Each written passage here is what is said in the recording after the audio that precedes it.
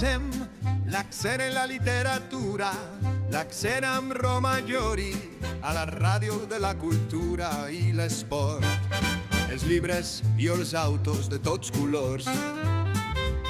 L'accent, bon moment de la literatura, que després respirar cultura.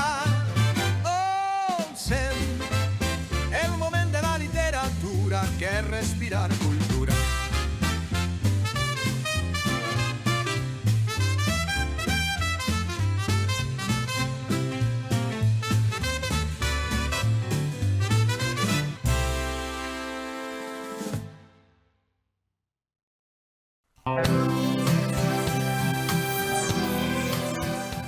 Buenos días, Domingo. Como siempre, estamos aquí, siempre con personajes de primerísima fila. Y hoy tenemos al doctor Benjamín Herreros, que nos ha hecho un libro estupendo, un libro sobre la historia de la filosofía, porque hay que entender que los grandes médicos también fueron grandes filósofos, al menos en la antigüedad. Hoy en día ya es más raro.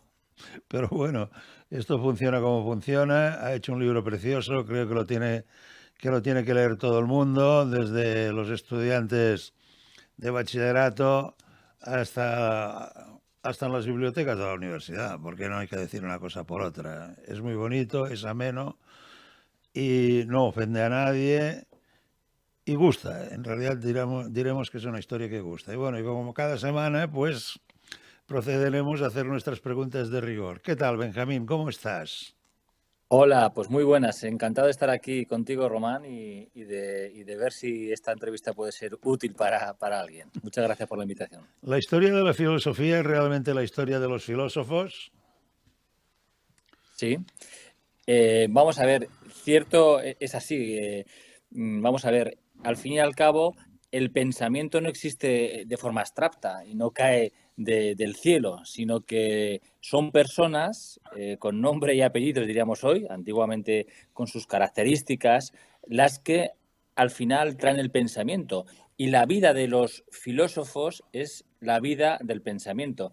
De manera que las circunstancias, por ejemplo, de la vida de Aristóteles, quién era su padre, a quién tuvo el que educar, cómo fue el educado, cómo era la Atena de entonces, condiciona radicalmente su pensamiento y su filosofía. Podemos hablar de Aristóteles hasta los pensadores más recientes que tengamos aquí en nuestro país, ¿no? Pues quién es Fernando Savater o Javier Sádava o Adela Cortina tiene que ver mucho con su biografía. De manera que no cabe duda de que al fin y al cabo el pensamiento se vehicula por personas con nombres y apellidos de carne y hueso, y sus circunstancias, claro, que son evidentemente fundamentales para saber y conocer su pensamiento. Y por eso, y ya termino, por eso cuando se introduce a alguien en el pensamiento de alguien que le pueda interesar, dicen, pues qué interesante el pensamiento, no sé, de Hume, por decir a alguien. Pues hay que conocer su vida, quién era, cómo vivió, quiénes eran sus amigos. Todo lo que se pueda conocer sobre la vida de un filósofo es fundamental para conocer su pensamiento. En la época de los presocráticos, Almeón, Empocles o de los romanos Sixto Empírico y Galeno, no existía una clara línea que separaba la ciencia de la filosofía, pero esto yo creo que ha durado hasta muy entrada la Edad Media. Totalmente de acuerdo. Hay que tener en cuenta que la realidad es la realidad en un sentido amplio, de manera que somos los humanos los que dividimos y clasificamos la realidad para poder comprenderla y acercarnos a ella. En la antigüedad, los filósofos griegos, que son la base de nuestra cultura occidental, siempre se habla de que tenemos de alguna manera dos fundamentos, Atenas y Jerusalén, es decir, pues la cultura de alguna manera judío-cristiana y de otro lado, evidentemente, la cultura griega. Bueno, pues el pensamiento griego que empieza, insisto, en Atenas y antes de Atenas, de la mano de los presocráticos, como dices, por lo que se interesan es por el estudio de lo que llaman ellos la naturaleza, la physis. Y por eso se les llamaba físicos. Y los autores que acabas de mencionar, como por ejemplo Almeón o Empédocles, el mismo Hipócrates, que es el padre de la medicina, eran lo que se llamaba entonces físicos, estudiosos de la naturaleza, y en un sentido, insisto, amplio, de la naturaleza exterior y de la naturaleza interior, del cuerpo humano y, por tanto, lo que hoy día diríamos medicina. No había esa separación, como es natural, entre ciencias y humanidades, entre medicina, filosofía, sino que eran estudiosos, insisto, de la naturaleza. Va a ser posteriormente, tú has hablado de la Edad Media, cuando se empiezan a clasificar las distintas disciplinas. Es verdad que desde la antigüedad hay científicos, hay pensadores que se dedican más a una disciplina que a otra, se les identifica más como médicos, más como filósofos, pero insisto, el estudio es en conjunto de la naturaleza y va a ser muy posteriormente cuando realmente se crean las primeras facultades, cuando se empieza a dividir el conocimiento de una forma más amplia, conforme se va ampliando el conocimiento. En medicina solo hay una asignatura de farmacia, cuesta ver qué tenía que ver con la odontología. El que en medicina Antiguamente, decías que solamente había, perdona. hoy en día, en la carrera de Sí, medicina, sí, tengo amigos médicos, tengo una hermana sí, médico, todos están jubilados, sí, tenían, siempre me hablaron que tenían una asignatura que era de farmacia, sí, farmacología, pero me cuesta sí, ver en la antigüedad ¿eh? sí, que la farmacia con la odontología. No sé si me entiendes. totalmente. Sí, sí, totalmente. Porque, claro, el límite del conocimiento era mucho mayor antiguamente, totalmente. Los primeros filósofos, desde Tales de Mileto hasta Demócrito, buscaban una explicación natural de los fenómenos. Tendrían que pensar mucho o muy poco, ¿no? Claro, ellos lo que buscaban, de alguna manera, era cuál era la esencia natural que había debajo de los fenómenos. De alguna manera, de qué estaba constituido ese mundo en el que se desenvolvían, cuál era la sustancia principal, la ergé, como decían ellos, que constituía la materia del mundo, y en base a ello podían explicar tanto los fenómenos físicos como los fenómenos de alguna manera que tenían que ver con la explicación de las causas. Y había algunos autores, has hablado de Tales, ¿no?, que pensaba, por ejemplo, que todo estaba constituido por agua. Pitágoras y los pitagóricos hablaban de que la esencia del mundo eran los números. Habría otros que decían que era pues lo indeterminado. Y ahí hay un pensador muy importante que es Empédocles. Empédocles, que era filósofo y también era médico. Él lo que hizo era la famosa teoría de los 4 elementos, que eso ha pervivido en la cultura occidental durante muchos siglos, incluida la Edad Media y más allá. La famosa idea de que tierra, agua, aire y fuego son los constituyentes del mundo, del universo de alguna manera, y luego Aristóteles añadió un 5.º elemento de alguna manera celestial, supralunar, el famoso 5.º elemento, que incluso ha habido películas sobre ello recientes. Bueno, pues todo eso es lo que postulaban ellos de una manera, vamos a decir, evidentemente, sin la capacidad de probarlo, porque no tenían medios para probarlo, es lo que postulaban que constituía nuestro universo, nuestro cuerpo, y en base a eso explicaban los fenómenos físicos y también la medicina. Fíjate que Hipócrates, el padre de la medicina, se basa en esos 4 elementos de Empédocles, tierra, agua, aire y fuego, para constituir su famosa teoría de los humores que constituyen nuestro cuerpo, los 4 humores que van a constituir nuestro cuerpo. La relación entre cosas y números solo puede descubrirse mediante la razón. Tú lo ves así, supongo, ¿o no? Claro, sí, vamos a ver, desde luego que la única manera que tenemos de poder explicar los fenómenos es a través de la razón.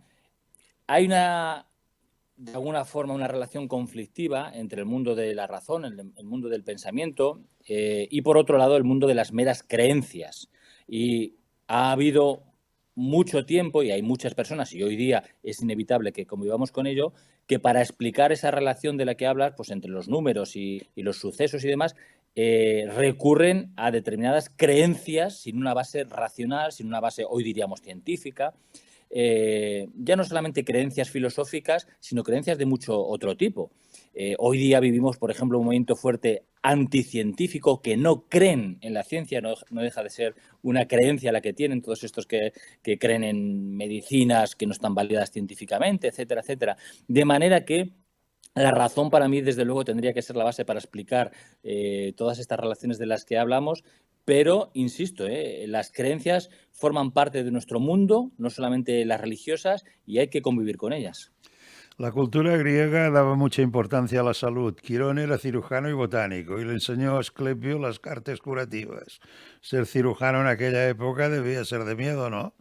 Porque no había, Vamos, no había de, de miedo, sobre todo para los pacientes, para Román, los porque, pacientes. claro, tú ten en cuenta que la medicina no se ha hecho científica hasta realmente el siglo XX. El método científico se empieza más o menos a aplicar, perdón, la medicina experimental en el siglo XIX, pues en Francia, con Claude Bernard y algunos otros autores, y va a ser en el siglo XX cuando se aplique el método científico, el ensayo clínico y demás. Pero hasta entonces estábamos a tientas, de manera que a finales del siglo XIX en Europa teníamos una esperanza de vida muy parecida a la Edad Media. En Londres, en España, pues en torno a los 40 años, lo que, insisto, se vivía en la Edad Media porque la medicina, insisto, realmente no ayudaba al cuidado de la salud. Pues si esto nos ocurría hasta hace tan poco tiempo, pues imaginemos lo que hacían pues esos médicos griegos, esos cirujanos griegos, con todo tipo de técnicas para evacuar humores, para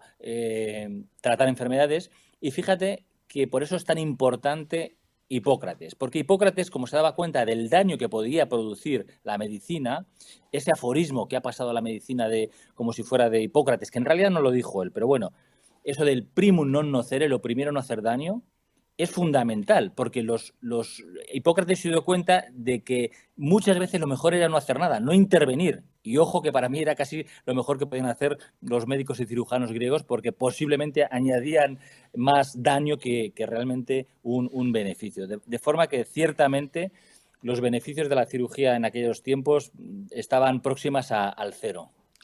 Procura ser un poco más sintético. Herodoto narra la excelente calidad de la práctica y los medios de la Magna Grecia. ¿Qué tiene que ver esto con la medicina? Bueno, pues la Magna Grecia, que sabemos que es la medicina, bueno, la Grecia, perdón, que está en el sur de Italia y en las islas de Italia, a donde llegaron unas colonias griegas y se desarrolló allí, en esa zona se desarrolló muchísimo la medicina y muchos de los autores que efectivamente salen en el libro, muchos de los griegos que empezaron con la medicina, realmente se educaron y crecieron en esa zona del sur de Italia.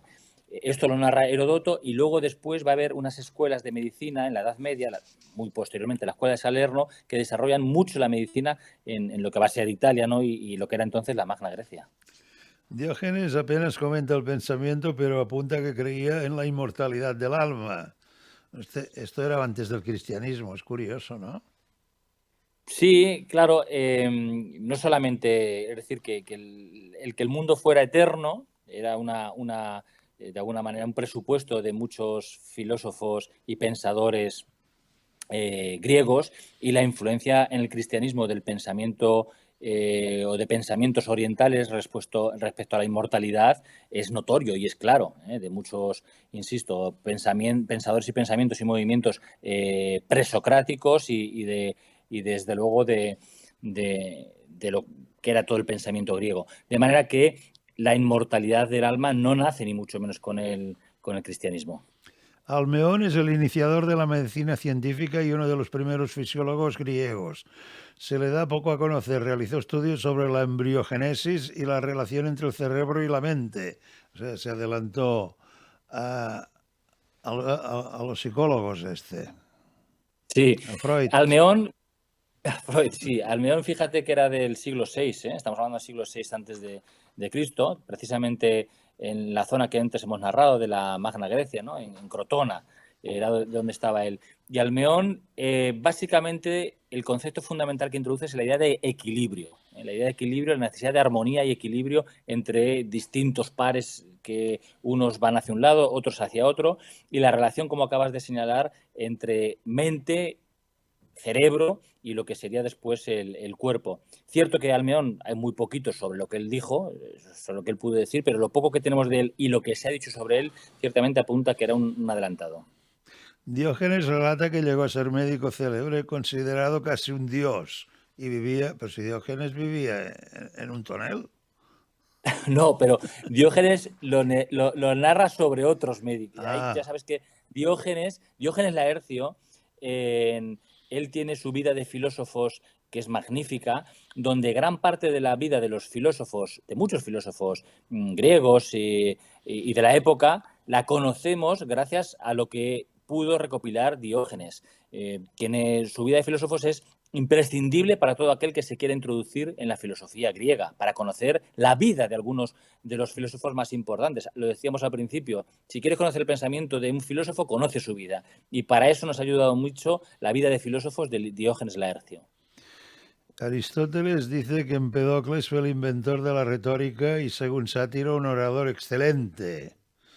Bueno, eso sí, siempre. Yo estoy bastante con esto, con lo poco que he leído y he traducido. ¿Tú qué Sí, vamos. crees? Vamos a ver, Empédocles igualmente, lo que tenemos sobre él son fragmentos de su obra y de su vida, y fue una persona que fue tremendamente admirada. En su época tuvo un talento tremendo, no solamente como pensador, sino también como filósofo, unió perfectamente estos dos mundos, e incluso tuvo una cierta repercusión en la vida política. Empédocles, esa idea de alguna manera del filósofo político, ¿no? Pues de alguna manera la representó él. Y hay testimonios de él clarísimos, ¿no? De que tuvo una capacidad política grande.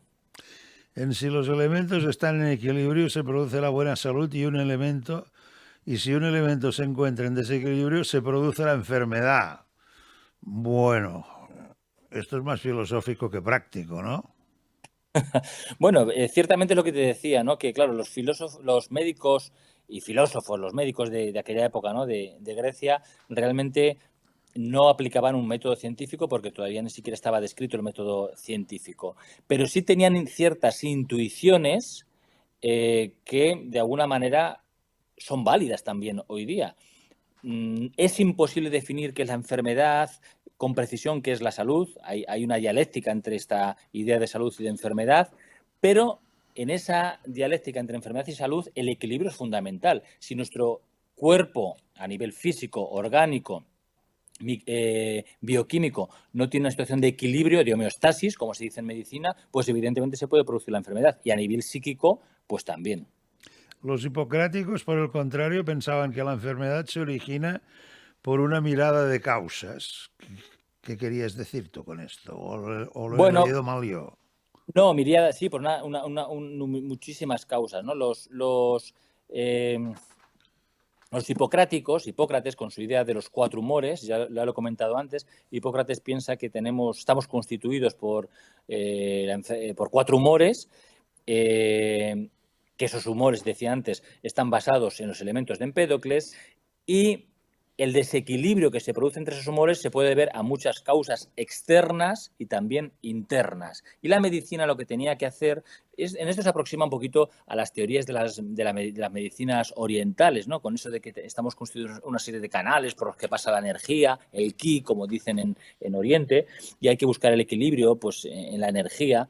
Bueno, pues de alguna manera él decía que las causas que pueden desequilibrar los humores son muchísimas y por tanto los tratamientos van a depender de la causa. En la Grecia clásica se produce un cierto giro antropocéntrico. Explica esto. ¿Quieres decir que todo gira a través del hombre?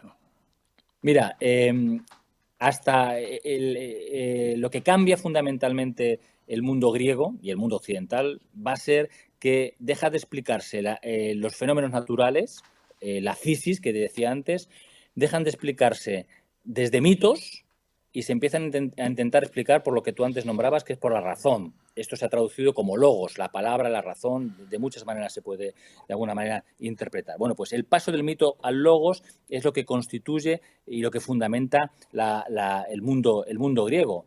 En el ámbito de la medicina también pasa parecido. Hacen lo mismo esos primeros médicos griegos que dejan de explicar también por fenómenos meramente supersticiosos, religiosos, pensando en que hay dioses que causan las enfermedades y que hay dioses que no las pueden arreglar, y lo intentan explicar a través de la physis, de la naturaleza. ¿Que sus explicaciones eran equivocadas? De acuerdo. ¿Que no existen los cuatro humores? De acuerdo, ¿no? Pero hacen ese esfuerzo y ese cambio brutal que va a cambiar toda nuestra cultura europea occidental para siempre, ¿no? En la introducción de la razón. En Alejandría el médico ya no era un filósofo especulativo, sino un científico. Hemos de entender que estaban mejor formados, ¿no? La escuela de Alejandría, una de las cosas que les caracteriza es que intentan ser más empíricos, hacer más experimentos. Algo que y luego, pues ese escepticismo, es decir, de dudar de los dogmas, ¿no? De lo que de alguna manera les era dado. Y yo creo que esto fue un gran avance de la escuela de Alejandría. En medicina no hicieron realmente aportaciones que digamos hoy día, bueno, pues inventaron el tratamiento de la sífilis, ¿no? Ciertamente no hubo grandes, pero sí que hicieron un esfuerzo por hacer una medicina más experimental. En Grecia los médicos eran itinerantes y viajaban de ciudad en ciudad, por lo que Hipócrates tuvo que acompañar a su padre y más adelante viajó a causa de su profesión. O sea, eran como los Sí, viajantes. sí, eso les ocurría a los médicos en Grecia y en Roma igualmente. Galeno igual también tuvo que hacerlo, ¿no? Iba viajando de zona en zona. Pues para algunos lo hacían para aprender, pues porque iban buscando de alguna manera maestros de quienes aprender, y luego también, por supuesto, para buscarse la vida. En la misma, si se ha leído, aunque no haya tantos datos, pero en la novela famosa Sinué el egipcio, y también hay una película muy interesante, Sinué el egipcio, pues también se ve igual, ¿no? Pues a Sinué buscando a los pacientes por la calle, ¿no? Y buscando a los clientes, que dirían algunos, por la calle y por las ciudades, ¿no? Pues esto era una constante en la antigüedad. Hipócrates. Hay incluso... Sí, dime. Diga, acaba. ¿Qué hay? Te iba a decir que incluso pervivió después. Si habéis leído la novela El médico, que ya nos trasladamos a la Edad Media, que también hay alguna película que se llama El médico, pues también le vemos con un carromato a ese cirujano barbero, que se les llamaba así, ese cirujano barbero, con el carro buscando de ciudad en ciudad a los pacientes. Hipócrates, la religión tiene una función y la medicina otra, y no deben mezclarse. Este era un adelantado de sus tiempos, ¿eh? No cabe duda, es un poco en la línea de lo que te decía antes, ¿no? De cómo se empieza a separar la expresión sobrenatural de la enfermedad de la explicación natural. Aunque él hace ese esfuerzo, explicar la causa de la enfermedad a través de la naturaleza y, por tanto, los remedios a través de la naturaleza y no teniendo que ir a un templo a, de alguna manera, realizar oraciones u ofrendas a Asclepio, que era el dios de la medicina. No obstante, indudablemente la influencia de la religión era notoria, era patente, a pesar de que él, insisto, es el primero en hacer esa separación de una manera fuerte, porque de hecho el famoso juramento hipocrático, que sabes que es ese juramento simbólico, que no es vinculante, que hacemos los médicos cuando nos graduamos, bueno, pues el juramento hipocrático comienza invocando a los dioses de la medicina, ¿no? A Asclepio, a Higia, etcétera, etcétera. De manera que había separación, pero no del todo. El arte de la medicina es el único que en las ciudades no tiene fijada una penalización. No tenían que pagar para ejercer como los demás paradistas. O sea, se lo hacían gratis a ellos, ¿no? Bueno, claro, la medicina estaba dentro de lo que se ha clasificado siempre como profesiones. Las profesiones, en la antigüedad, que no eran muchos, pues desde luego el político, el sacerdote y el médico, eran esas, de alguna manera, trabajos en los cuales había un servicio público, un servicio a los demás y tenían ciertos privilegios. Esa idea de privilegio de las profesiones se ha mantenido a lo largo de la historia por esa idea de que eran trabajos, profesiones de servicio público. Hacían esa profesión de... Sin embargo, estaban los oficios que eran más manuales, no sé, pues desde el albanil, diríamos hoy día, al carretero, etcétera, etcétera, que no tenían evidentemente esos privilegios que tenían las profesiones. Aquí dices una cosa muy bonita en la página 50. Hay que conducir la sabiduría a la medicina y a la medicina Sí. a la sabiduría. ¿Esto es tuyo? No. Ese es un aforismo clásico que desde luego no es mío. Pero ciertamente vendría a decir ese otro aforismo, a representar ese otro aforismo de el médico que solo sabe de medicina ni medicina sabe. Es decir, el enfermo, esto lo hablaba ayer con alumnos, el enfermo es una realidad muy compleja. La medicina no es una profesión meramente, vamos a decir, científica. Nosotros trabajamos con enfermos que son una realidad, como se dice ahora, biopsicosocial, en la cual para aproximarnos a él de verdad hay que conocer su entorno muchas veces social, hay que conocer sus valores, hay que de alguna manera comprender también cómo está viviendo esa enfermedad, qué sentimientos le despierta, qué conflictos tiene. Y esto, evidentemente, supone tener conocimientos de medicina y de otras cosas. De manera que la sabiduría que se necesita para ser un buen médico es amplia. Aquí dices una cosa, abundando en lo de antes. La medicina hipocrática no era científica. Hipócrates señala, en cuanto a las enfermedades, convierta dos cosas en un hábito, ayudar o al menos no hacer daño. O sea que cuando veías a Claro. un médico tenías que echarte a temblar, ¿no? No, entonces no lo sabían, claro, pero sí, es verdad. Tú ten en cuenta una cosa de todas maneras, Román. Como se suele decir, mira, dice, ¿cuánto dura una gripe si no vas al médico? 7 días. Y si vas, una semana. Es decir, la mayor parte de las enfermedades son agudas y se resuelven solas. Entonces, la mayor parte de las enfermedades, y la mayor parte de las enfermedades, aparte de agudas, no son tampoco de alguna manera mortales. De manera que los enfermos fueran al templo de Asclepio, fueran a los hipocráticos o fueran donde fueran, la mayoría se iban a curar. Igual que hoy día, si alguien va a un curandero, se va a curar la mayor parte de los enfermos, porque realmente, insisto, casi todas las enfermedades se curan solas. Ahora, la dificultad y el problema son con las enfermedades crónicas, con las enfermedades graves, que ahí evidentemente, como bien señalas, pues poco hacían realmente los hipocráticos. Roma tomó en gran medida el relevo de Grecia en lo concerniente a la medicina y la filosofía. Bueno, esto sí, ya lo sabíamos esto. Sí. Celso, que Sí. dividió la terapéutica en dietética, cirugía y farmacéutica. Sorano de Éfeso describió las posiciones del útero y creó la silla de parto romana, considerado el fundador de la obstetricia.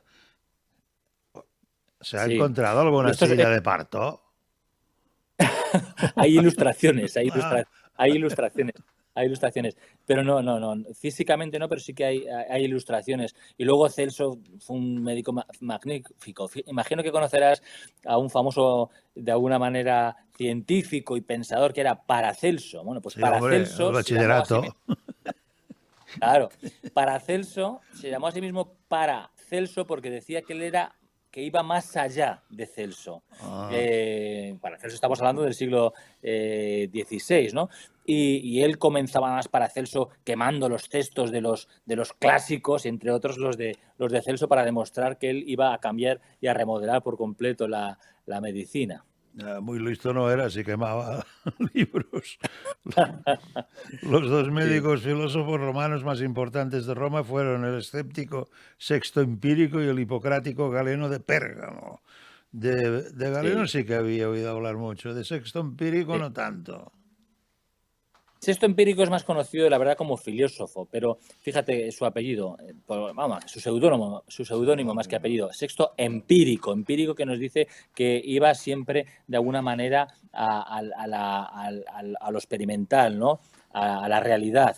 Y Sexto Empírico, pues era un filósofo y médico escéptico, que dudaba de los dogmas previos y de alguna manera, junto con otra corriente, había una corriente de la medicina que eran los empíricos, ¿no? Pues que buscaban de alguna manera una medicina mucho más experimental y ahí estaba esto. Y en cuanto a Galeno, ya sabes que a los médicos nos llaman galenos. Sí, Digamos, hasta la medicina científica, hasta cuando empieza a asomar el método científico en la medicina, habría, digamos, 3 grandes médicos que han influido más que nadie. Hipócrates, Galeno y luego ya en la Edad Media, Avicena. Galeno fue un pensador ecléctico y sincretista. Toda su existencia busca satisfacer las necesidades de la humanidad. Denunció el dogmatismo y defendió una forma de argumentar en ciencia, la medicina experimental. Un buen médico debe Él, despreciar el poder y prestar servicios donde más lo necesiten. Oye, este tío iba años adelantado, ¿eh? totalmente, mira, Galeno, gran parte de sus aportaciones, por ejemplo, las hizo, él fue médico de los gladiadores, y de ahí que él, gran parte de los experimentos, o de alguna manera esa medicina experimental que él también podía hacer, era tratando a los gladiadores. Y hay que tener en cuenta que la medicina a lo largo de la historia ha avanzado, desgraciadamente, mucho, pues con la medicina militar, pues porque, claro, pues en las guerras la cantidad de terapias y tratamientos y de cirugías que se han hecho han sido tremendas, y en este caso, pues también con los gladiadores, ¿no? Como hacía él, ¿no? Y era un adelantado, desde luego. Oye, pero aquí dices algo que Galeno desarrolló varias intervenciones, entre ellas la reparación del labio leporino. Ya me contarás cómo, porque como no pusiera un bisturí o un cuchillo Ya, allí. ya. No, bueno, claro, él describió una cirugía para el labio leporino, que evidentemente no es la que se utiliza hoy día, ¿no? Pero bueno, tiene ese valor de que por lo menos propuso una técnica quirúrgica, ¿no? Y para otras técnicas. La verdad es que era, aparte de una persona muy influyente, que llegó a ser médico de emperadores romanos, pues también es verdad que tenía esa vocación que, como decías tú, de que la medicina tiene que ser una profesión de servicio. Pero es curioso, el labio leporino hoy en día ya no hay, se cura, hacen una cirugía reparadora, ¿no? Sí, bueno, claro que lo hay, claro que lo hay, porque hay personas. Lo que pasa es que hacen una cirugía reparadora, hay cirujanos plásticos, hay cirujanos infantiles extraordinarios, que por supuesto, pues evidentemente tienen unas posibilidades que no tenía Galeno entonces. Incluso pues a España, como por suerte tenemos en este caso grandes cirujanos plásticos, pues traen a niños incluso del extranjero para que los puedan operar aquí en España, de manera que efectivamente hay técnicas ya muy, muy avanzadas. Las direcciones humanas, por ejemplo, estaban prohibidas por motivos religiosos. ¿Qué quieres decir esto? Bueno, O- pues porque el cuerpo no se podía, el cuerpo, ya no solamente el cristianismo, que también, el cuerpo no se podía abrir, no se podía diseccionar, no se podía estudiar una vez que estuviera fallecido. De alguna manera, evidentemente, en el cristianismo, pues por la idea, ¿no? de la resurrección y demás, pues no se podía intervenir sobre él, pero también incluso en otros ámbitos religiosos y culturales. Y lo que es la disección del cuerpo no se ha podido hacer hasta el siglo XVI, pues en el norte de Italia, pues con Vesalio y otros médicos. Puntualmente, claro que se hacían. Y lo que se hacía entonces eran las famosas vivisecciones de animales. Se cogían a animales incluso vivos, por supuesto también vivos, se hacía una anatomía comparada del animal con el ser humano. Y ahí, pues, por supuesto, con primates, con cerdos y demás, se hacía todo tipo de barbaridades. Y algo que se hizo en algunos sitios, desgraciadamente, fue con presos, con condenados a muerte, pues también hacer ya no solamente disecciones, sino vivisecciones. Joder, Estando tú, vivos, se les abría. qué Sí, cabrones. pero eso ya dio, desde luego, pero eso era algo excepcional, ¿eh? En general estaba prohibido y muy mal visto el que se abriera el cuerpo humano. Avicena y Averroes, junto al judío Maimónides, diferenciaron la religión y la filosofía y lucharon por naturalizar la enfermedad, por desligarla del poder divino. Sí, Qué ahí hay una valientes, época, ¿no? fíjate.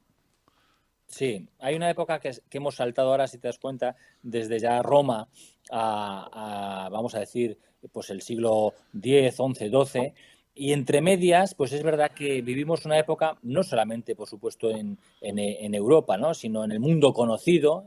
Vivimos una época en la cual la religión domina todo, ¿no? Y la medicina, la ciencia, siempre tiene que responder a los dogmas, a religiosos, a lo que manda la religión, y la filosofía igualmente. Se tenía que ajustar a lo que dijera la religión cristiana u otro tipo de religiones. Y estos autores, efectivamente, se dan cuenta de que Maimónides en el ámbito judío, Averroes y Avicena en el ámbito del Islam, en el ámbito árabe, pues se dan cuenta de que son mundos diferentes, que tienen relación, que pueden tener relación, pero son ámbitos diferentes. Si cabe, el más radical en esta separación pudo ser Averroes. Ya sabemos que Averroes y Maimónides eran, bueno, entonces España tal vez no existía, pero bueno, habían nacido en Córdoba, estaban localizados geográficamente en lo que era entonces Al-Ándalus, pero bueno, en lo que hoy día pertenecería a España. y los dos tuvieron que huir, y fueron perseguidos por, de alguna manera, fundamentalistas que buscaban que eso de que la ciencia iba por otro lado, que no, que había que obedecer, en este caso, a los dogmas del Islam que estaban por encima de todo. La obra de Avicena es muy amplia y variada, cubriendo prácticamente todo el saber de su época. La principal obra médica de Avicena es el Canon de la Medicina. La empezó a escribir con 32 años, a la edad de 32 años. ¿Y cuánto tardó en escribirla? Bueno, vamos a ver, Avicena, ya lo comentaba antes, que es posiblemente en la Edad Media, bueno, es imposiblemente, es el médico más influyente en la Edad Media hasta que la medicina empieza a hacerse científica. En la película y en el libro que hemos nombrado antes, El médico, cuando quiere aprender ese aprendiz de médico británico, se va a conocer a Averroes, perdón, a Avicena. Avicena, en ese famoso canon de la medicina, es un compendio de la medicina hipocrático-galénica, es decir, él no se separa de Hipócrates y de Galeno, él sigue considerando que la teoría de los 4 humores es correcta, es decir, asume todas las ideas de Hipócrates y de Galeno, hace un compendio junto con unos ciertos descubrimientos en terapéutica, en botánica que había habido. Incluye en sus tratamientos lo que podríamos llamar hoy día cierto sentido común, ciertas prácticas que se hacían con normalidad, y ya digo que es un autor, vamos, que tiene una obra magna. En la página 84 tienes una errata de imprenta, ¿eh? Ya lo verás. Pues mira, la reviso en cuanto terminemos. El alma se convierte así en el principio vital sin el cual el cuerpo deja de existir. Si no eras creyente no podías ser médico, ¿no? Desde luego. Aquí, claro, la idea de que había un cuerpo y había un alma como dos entidades de alguna manera diferentes, dos sustancias diferentes, y que había una relación entre ellos, pero que eran dos sustancias diferentes y que había que ver cómo se relacionaban una con otro. Esto era un dogma que de alguna manera no podía, de alguna forma, evitarse en aquella época, y más le valía a cualquiera que no lo evitara. Pero incluso estos autores de los que hablábamos no dudaban de que había un alma y un cuerpo. Fíjate que, por ejemplo, Descartes después hablaba de que el cuerpo y el alma se relacionaban a través de una glandulita que tenemos en la base del cerebro que se llama la pituitaria. De manera que toda esta idea de cuerpo y alma va a ser muy posteriormente cuando ya se empieza a cuestionar.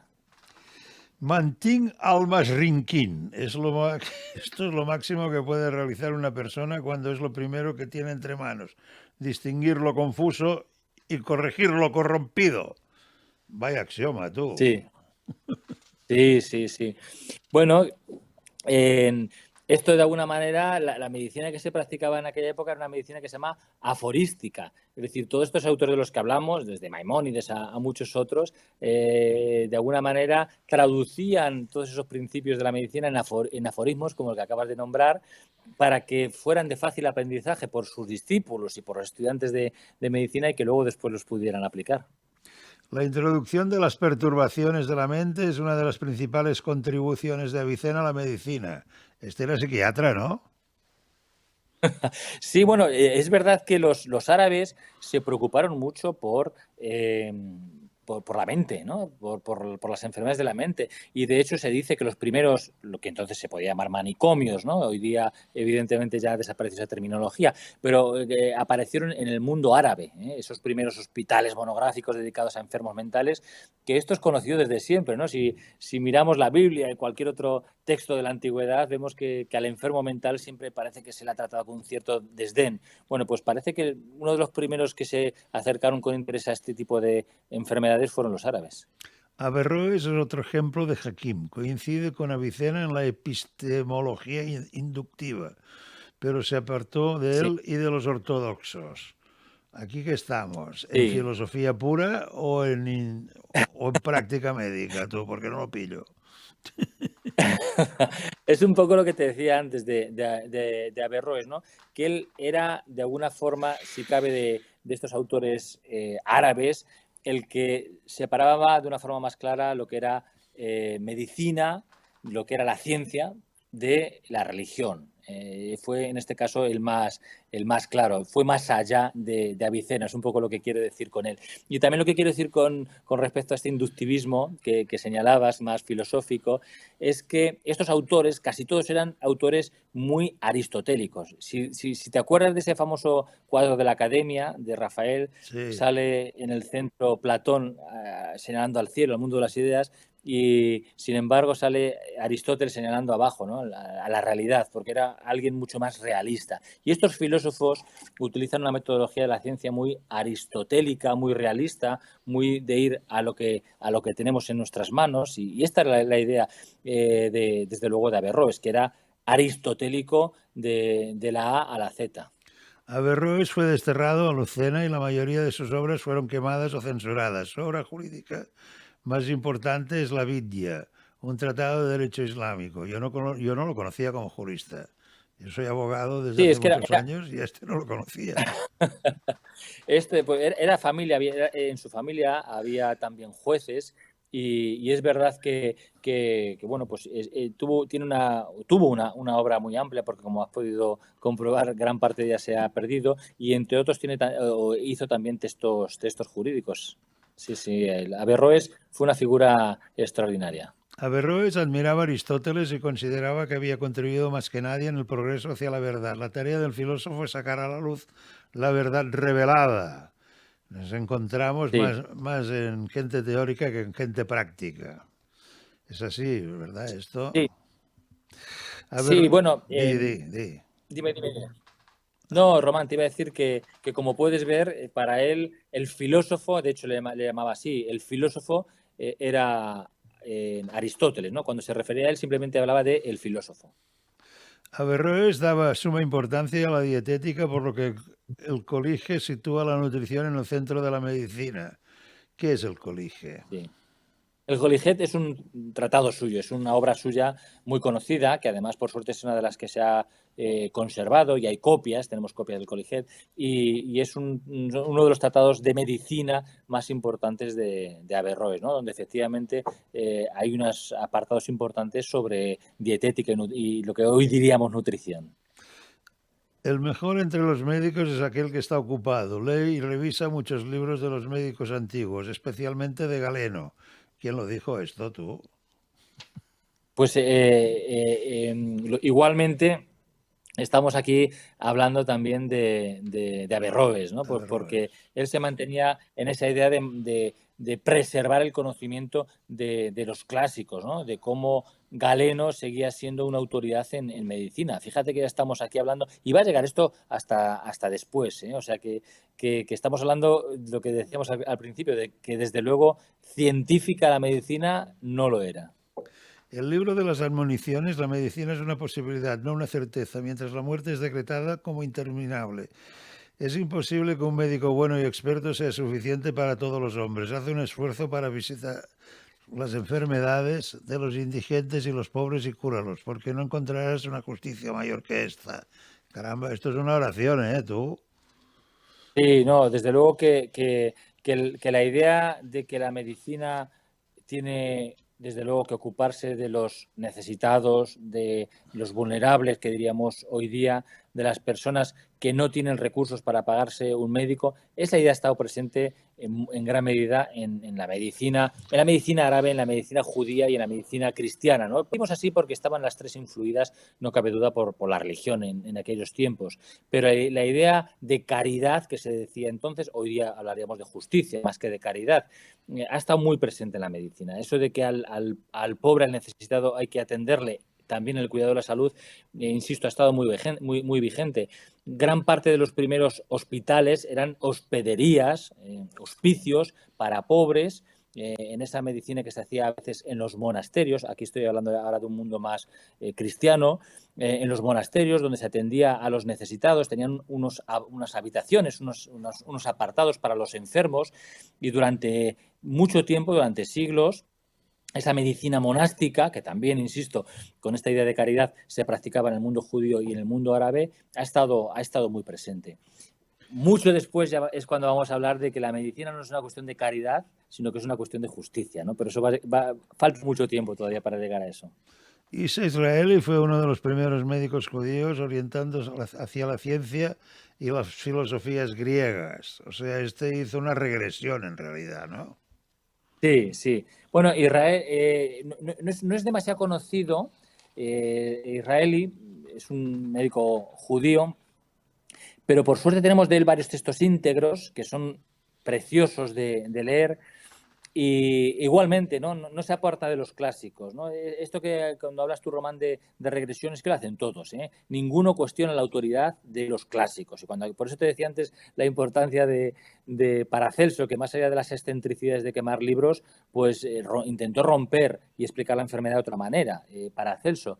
Aquí estos no se apartaban de las ideas hipocráticas y galénicas. Liber de Febribus está basado en la idea del galeno.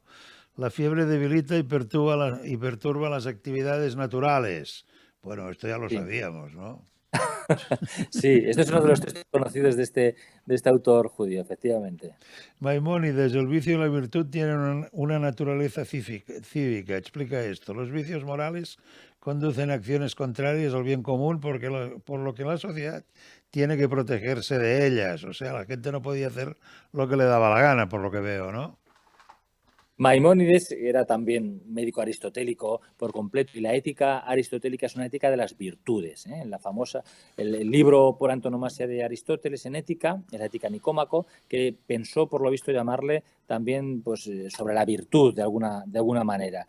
Y aquí la virtud, la idea de la virtud, la arete, como se podría decir en griego, la virtud de alguna manera sería la adquisición de un carácter, de una forma de ser, de unas virtudes que están dentro de nosotros, que de alguna forma nos llevan a actuar de forma correcta, de forma natural y correcta, pues en la relación con los demás y en la relación social. Las virtudes no solamente tienen que ver con nuestra acción directa, con el que tenemos delante y con el que tenemos enfrente, sino a nivel social. Y en este caso un poco va en esa línea también, desde luego, Maimónides, ¿no? Que las virtudes tienen que ser también para la relación social y que tenemos que protegernos de aquellos que puedan ser peligrosos, ¿no?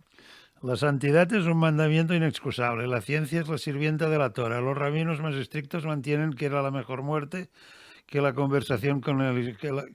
Perdón, lo he leído. Mantenían que era mejor muerte que la conversión del Islam. ¿Qué querían decir estos tíos? Bueno, en este caso seguimos con Maimónides, ¿no? Que él, pues, en esa lucha entre religiones que se vivía entonces, ¿no? En la Edad Media, hay que tener en cuenta que muchos médicos judíos estaban en un entorno de ese imperio y ese dominio que había en el Islam. Y dentro del Islam hubo distintos movimientos de mayor apertura y de mayor intolerancia. Y esto lo vivió en sus carnes Maimónides, de manera que él, o como muchos otros, tuvo que simular una conversión, pues para que no acabaran con él. Y había aquí en el mundo judío, pues como luego pudo ocurrir también con los judíos o los árabes que se quedaron en España, ya luego después con el cristianismo, estaba la idea de si había que convertirse, si había que simular la conversión y practicar su religión en privado, o había que ser fiel a tu propia religión aunque te costase la muerte. Pues eso es un poco la discusión que hay debajo de las palabras que dices, ¿no? Si realmente es preferible morir a convertirse o de alguna manera afirmar que tu religión no es la verdadera, o lo que convenía, que de alguna forma es lo que hizo en cierta medida Maimónides en algún momento de su vida, pues había que disimular y luego en privado pues ejercitar la religión que para ellos era la verdadera, ¿no? Que para todos siempre la suya era la verdadera. Para Maimónides, cualquier persona que busque la perfección intelectual debe estar entrenada en la lógica y las ciencias naturales, así como en teología. O sea, tenían que ser grandes estudiosos, grandes estudiantes. Sí, fíjate, hay un término que tú has usado antes que lo hemos pasado por alto, el hakim. En el mundo árabe el hakim era el sabio y un hakim era alguien que tenía sabiduría, y un médico que era un hakim, por ejemplo Avicena o Averroes, que los hemos nombrado antes, tenían conocimientos de medicina, pero de filosofía, de astronomía, de matemáticas. Y en el caso del mundo árabe, el mundo judío, pues igual. Claro que la amplitud del conocimiento entonces era infinitamente inferior ahora. Hoy día, evidentemente, alguien que sabe de lo suyo es difícil que sepa de lo demás. Pero eso no quita con que esto no quita que un médico, hoy día, si lo aplicamos hoy día, tenga que tener ciertas ideas sobre ética, sobre sociología o sobre historia para comprender bien al enfermo y tratar bien al enfermo. Al igual que, por ejemplo, pues un matemático, para ser un buen matemático, tiene que saber también de otras cosas que no sean solo matemáticas. Bueno, pues sin saber todo de todo, pero sí que es importante tener una visión global a veces de las cosas. Los humanos poseen la única alma que es espiritual, pero a la diferencia de los neoplatónicos, el alma no es una sustancia independiente del cuerpo. ¿Y qué era para esta gente? Bueno, pues aquí sí que había, seguimos en el mismo momento, pues sí que había una cierta relación de dependencia entre el cuerpo y el alma, es decir, para los neoplatónicos eran como dos sustancias completamente separadas, diferentes y de alguna forma podríamos decir casi sin relación, ¿no? Plotino y otros autores, ¿no? Y sin embargo, luego después, pues lo que se piensa es que hay una relación entre cuerpo y alma y la dificultad o de alguna manera la clave muchas veces es saber cómo se establece esa relación. Va a haber autores que sí que la separan más el cuerpo y el alma, el Malebranche, por ejemplo, pero ya he hablado antes, he nombrado antes a Descartes, ¿no? Más adelante, ¿no? Sí, Que esa pregunta sobre cómo se relaciona el cuerpo y el alma va a ser una pregunta, una constante durante siglos. En la filosofía medieval la medicina no era motivo específico de reflexión. Bueno, creo que ahora tampoco. Muy bien tirado, muy bien tirado. Desde luego que no es una de las prioridades, me imagino que en las redes sociales, aunque yo no tengo redes sociales, pero no es, hay otras preocupaciones, parece. Guillermo de Ockham fue excomulgado cuando sugirió al Papa que el papado era redundante y que por lo tanto debía ser eliminado para simplificar. Hay que reconocer que fue un tío muy valiente, ¿eh? Tú, para la época. Sí. Guillermo de Ockham decía, pues eso, en la famosa navaja de Ockham, ¿no? Pues que todo aquello que de alguna manera pues hay que de alguna manera cortarlo y eliminarlo, ¿no? Y el papado, pues ¿para qué? Si ya tenemos evidentemente la autoridad, pensaba él, no pensaban entonces, ¿no? Pues de Dios, de Jesús y demás, y luego pues la Iglesia tiene que hacer otras cosas, pues ¿para qué el papado, no? Muy, muy sabia, desde luego, y muy adelantadas esas reflexiones, ¿no? Petrus Hispanicus descubrió que en todos los casos un escolar y en medicina un especialista, el único médico que se convirtió en papa. Petrus Hispanicus. Sobre sí, Petrus, es una perdona, dime. no, que Petrus Hispanicus es el único médico que fue papa, ¿no? Vamos a ver, sí, en un principio sí, pero de todas formas la figura de Petrus Hispanicus, Petrus Hispanicus poco conocido, bueno, Hispanicus no se sabe muy bien si hay varias teorías sobre su vida y sobre quién fue en realidad. Hay teorías que bueno, pues que le sitúan más bien incluso entre España y Portugal, pero bueno, en una época en la cual ya sabemos el tema de los reinos no estaba muy claro. Y él, hay una teoría que dice que se llegó a convertir en papa, efectivamente, y hay otra teoría que dice que no. Hay dos teorías al respecto. Pero bueno, una de las teorías que afirma que llegó a convertirse en papa, pues de alguna manera intenta de alguna forma darle prestigio al Papa en el que luego supuestamente se convirtió, porque este autor, Petrus Hispanicus, también fue un filósofo destacado, escribió un tratado de lógica muy interesante y la verdad es que es una figura, yo creo, poco conocida para lo que tendría que ser concretamente en nuestro país. Tractatus hay 4 especies de cualidad. La primera, el ámbito de la disposición, y las demás no sé leerlas. Bueno, el Tractatus, yo creo que para que nuestros oyentes no se aburran, el Tractatus es la obra esta de lógica de Petrus Hispanicus, que es muy compleja, fue un referente en lógica en aquella época, o sea, que fue una obra realmente importante y ya digo que yo pienso que tenía que ser mucho más conocido en España, ¿no? Petrus Hispanicus, estamos hablando del siglo XIII.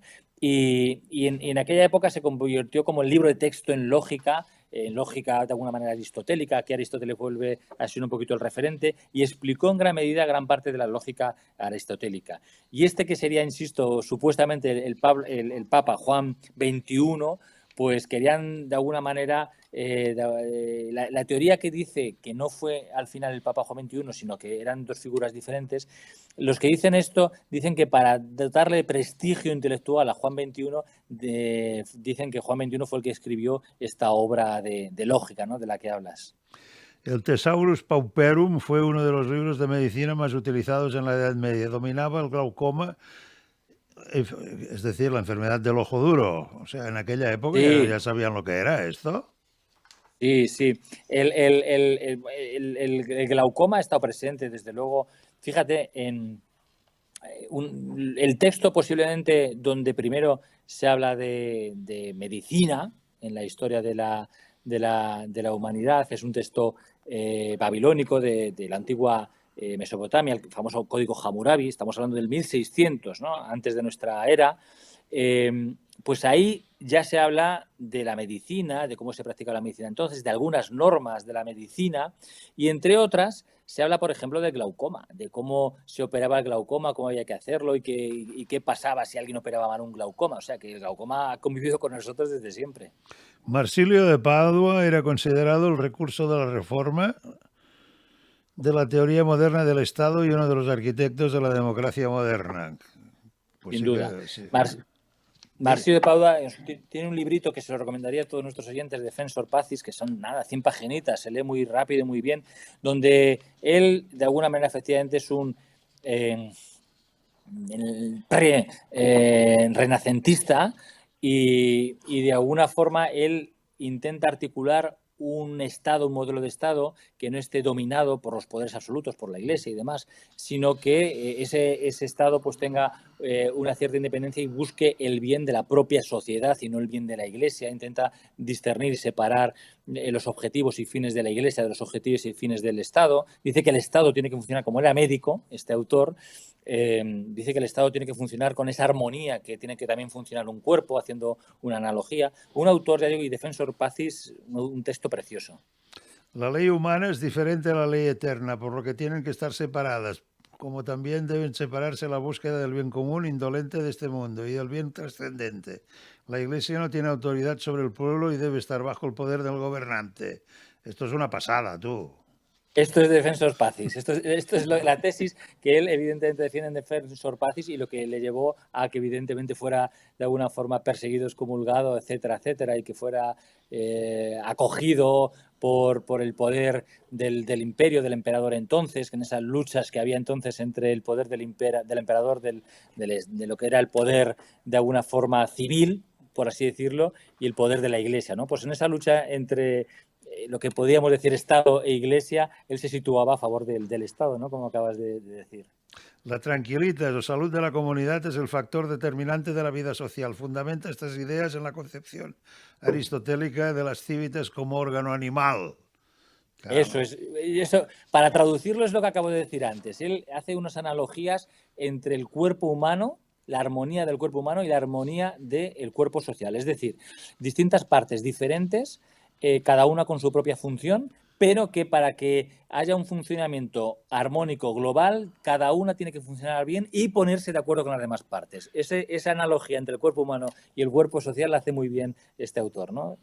Marsilio de Padua. Bueno, y para ir acabando, indica que el Papa es un enemigo para la vida civil, el enemigo del género humano, la plenitud potestatis, es la peste de los gobiernos. Vaya. Sí, esa es esa crítica feroz que hace al papado y al papa, ¿no? Al poder absoluto del papado y el papa, porque él piensa que tiene que estar sometido al poder del Estado y no al revés. No tiene que estar por encima de la Iglesia del Estado, sino que el Estado tiene que estar por encima de la Iglesia, ¿no? Un adelantado, como te decía antes, a lo que va a ser luego después el Estado moderno y esas disquisiciones que va a haber durante siglos sobre cómo se articula la relación entre el gobierno civil y, por así decirlo, el gobierno celestial. Bueno, pues hasta aquí. Es un libro muy bien documentado sobre la historia de la medicina, que lo puede leer todo el mundo y de una gran claridad, por lo que da a conocer una cultura que estaba solo reservada a los médicos, convirtiéndola en universal. Leer Médicos y filósofos en la historia, de Ediciones Almuzara, de Benjamín Herreros. És fantàstico! Si una persona surt d'un punt A per un camí difícil i una altra surt d'un punt B per un camí més còmode, es trobaran? Acompanyem persones en situació vulnerable des de la infància fins al final de la vida. Perquè nosaltres no creiem en les coincidències, creiem en les oportunitats. Fundació La Caixa. Només és progrés si progressem tots.